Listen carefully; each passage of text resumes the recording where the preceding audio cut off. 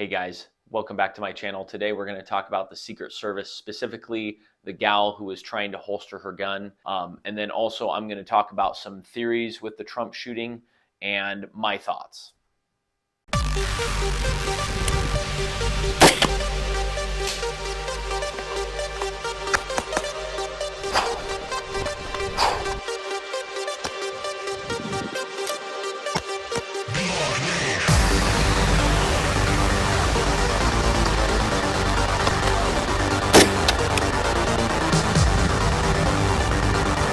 So rolling right into it, the video here, if you have seen it before, the gal, when she gets her gun out and she gets it out and then she tries to go holster it again and she isn't able to get it in there. So the reason for that is most likely because when she's on the flat range and she's training with a holster that's right here at the 3 o'clock position on her body. So she practices drawing it out, shooting it, and putting it back into the 3 o'clock position.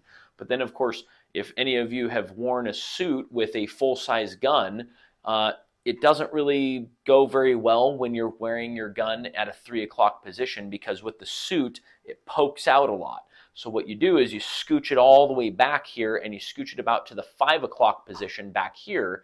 And now the gun's flat against your back. So now you can stand and no one really knows that you have a gun because your suit falls down over that gun and nothing really sticks out. And you can do the same manual of arms. You just sweep back further to grab your gun out and to get it out to position. But unfortunately, when all you do is practice holstering your gun on the range, when it's over here at the 3 o'clock position, it looks to me like she has not practiced holstering her gun when it's at the 5 o'clock position at all. And so that's why she struggled for a minute and then had to think through, oh yeah, that's right, my holster's not here, it's actually back over here. And then she holsters finally. So now talking about the theories with the Trump shooting, a lot of gun tubers like Grand Thumb, Brandon Herrera, and of course Demolition Ranch, they've all done videos about it as well. The general thing is that distance with a red dot sight, I think it's like 150 yards or something like that. That's a really hard shot with a generic AR-15 for you to get a headshot every time, and especially trying to only hit the ear if you were like, some kind of hired shooter to just miss. That doesn't seem plausible at all. Generally speaking, though, there are some other theories out there, like the blood packet thing with the ear exploding and the gunshots being fake. That would be interesting, but then how would you explain that the bystanders directly behind where Trump were got hit, and one of them unfortunately lost his life because of that? How would you explain that if the gunshots were fake? So there's a lot of different things like that. My general thing is this is just some crazy kid that has not had a great bringing up, or maybe he's just not quite right in the head.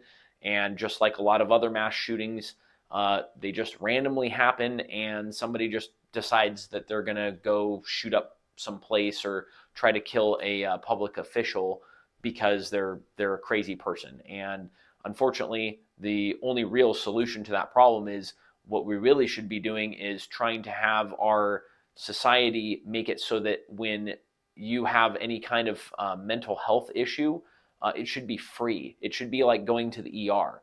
When you break your leg, you go to the ER and you don't have to pay right there. They don't stop you at the ER and say, hey, you have to pay us first. They fix your leg and then they send you a bill later. And if you can't pay, well, oh well, it's not like you're gonna die.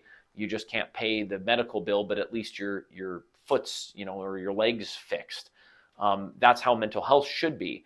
If you are feeling suicidal, you should just be able to go down and check in to a mental health. You should be able to go talk to a mental health provider or a psychologist and just go walk into somebody's office and just sit down there and start talking to somebody.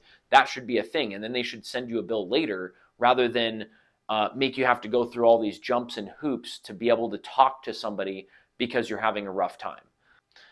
So, what are your personal thoughts? I'd like to hear about you guys. What do you think about the Trump shooting? What do you think your theories are? And then, what do you think about mental health? What I just talked about. I really think that that would be a solution to keep people from shooting random people or having mass shootings. So that's the end of the video, guys. Thanks for watching. Please like and subscribe, and leave a comment about what you think about the Trump shooting, about the uh, Secret Service gal holstering, and then also what you think about mental health when I talked about that.